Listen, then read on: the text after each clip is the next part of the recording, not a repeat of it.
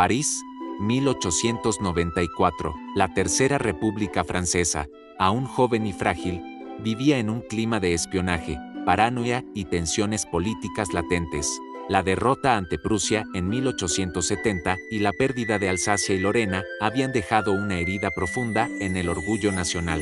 En este ambiente de recelo y de revanchismo, un documento sin firmar, un simple bordereau con una lista de secretos militares, fue encontrado en una papelera de la embajada alemana por una agente de limpieza francesa.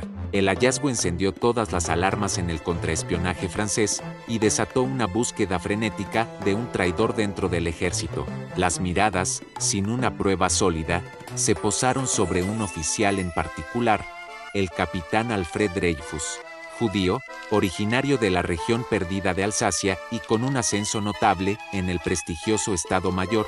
Dreyfus encajaba, para la mentalidad antisemita de la época, en un perfil sospechoso que podía ser fácilmente manipulado. En pocos días, una investigación hecha con prisa y con una clara falta de rigor decidió, sin pruebas, que su letra coincidía con la del bordereau. Los peritos consultados discreparon, y algunos advirtieron la falta de pruebas contundentes, pero la maquinaria de un juicio ya había arrancado y la sed de un chivo expiatorio era demasiado grande para detenerse. El juicio militar se celebró a puerta cerrada, sin testigos de la defensa ni transparencia. La defensa recibió menos papel que el prejuicio y el odio que se sentían en el aire. El veredicto de culpabilidad, aunque injusto, estaba escrito antes del primer alegato. El 5 de enero de 1895, Dreyfus fue degradado públicamente en el patio de la École Militaire, un espectáculo cruel con gritos e insultos de una multitud que clamaba por su muerte, y con uniformes y sables que parecían espadas. La prensa, esa otra cara del poder en la sociedad, se dividió en una guerra de tinta y sangre que polarizó a la nación.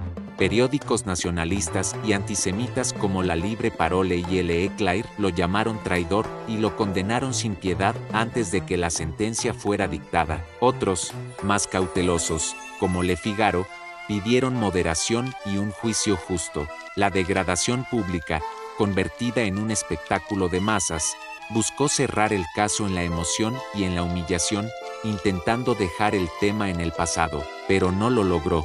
La familia de Dreyfus, encabezada por su valiente hermano Matthew, y un puñado de colegas, se negaron a aceptar la versión oficial y se dedicaron a buscar la verdad.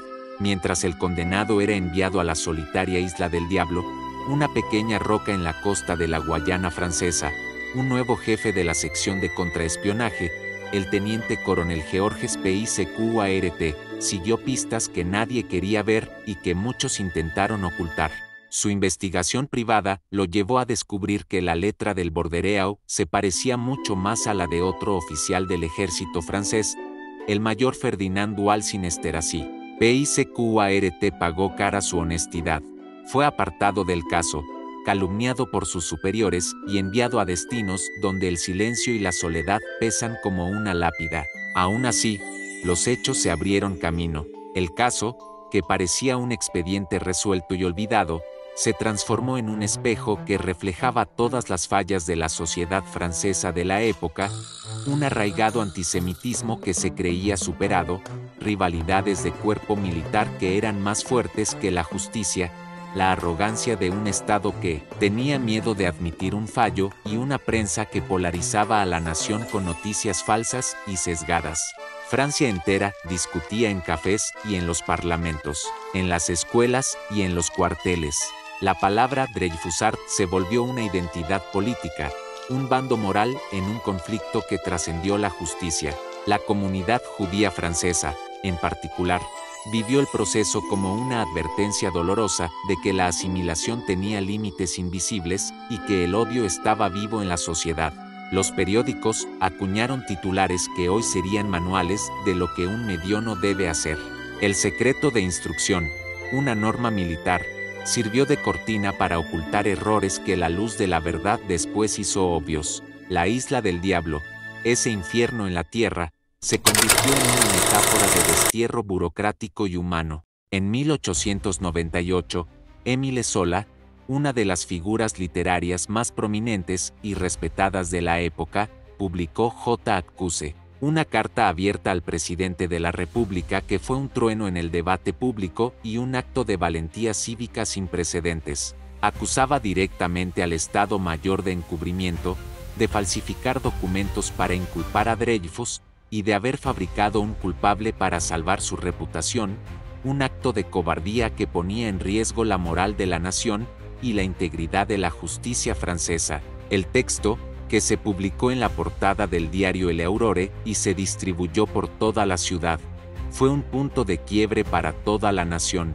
que no podía ignorar ya los hechos. Hubo juicios por difamación contra Zola, nuevas pericias, y una campaña de mentiras por un sector del ejército para salvar sus reputaciones a cualquier costo.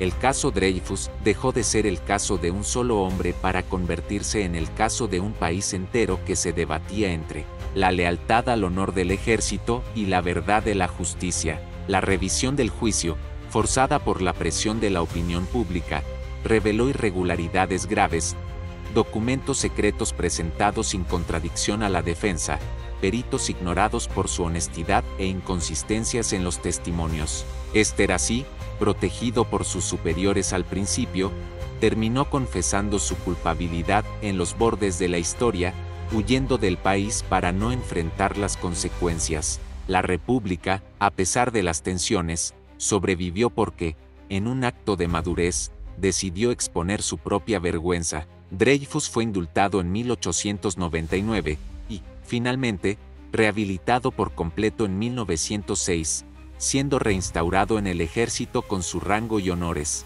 Volvió al ejército, con cicatrices en su cuerpo y en su alma, pero con su honor restaurado. La lección que dejó el caso no fue romántica, fue institucional. Una justicia que no acepta ser mirada y cuestionada, se pudre en la oscuridad.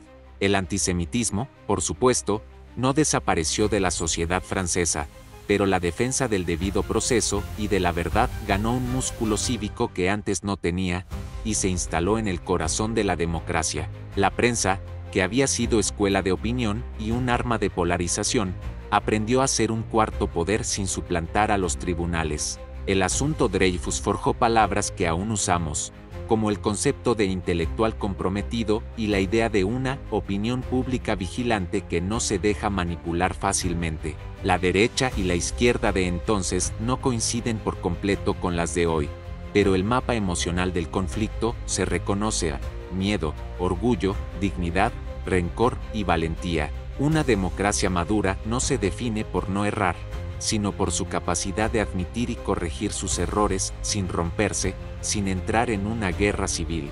El caso mostró que la lealtad a una institución, por importante que sea, no está por encima de la verdad y la justicia. El caso se convirtió en un faro para las generaciones futuras, un recordatorio de que la defensa de los derechos individuales es la base de una sociedad libre.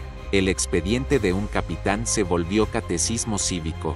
No demostró que todos fueran inocentes o culpables. Demostró que nadie debe ser condenado sin luz, sin un proceso transparente y sin pruebas reales. Los archivos revelaron cartas y tachaduras que hoy serían inadmisibles en cualquier sala de justicia. El caso impulsó reformas procesales y debates sobre la independencia judicial, garantizando que el ejército no pudiera volver a juzgarse a sí mismo de manera secreta. La figura del denunciante honesto, como PICQART, ganó un sitio incómodo pero necesario en la sociedad, un ejemplo de la importancia de la moral por encima de la obediencia ciega. La familia de Dreyfus, que nunca se rindió, se convirtió en un símbolo de la lucha incansable contra la injusticia. Si te ha gustado esta épica historia, suscríbete y descubre más videos épicos en nuestro canal.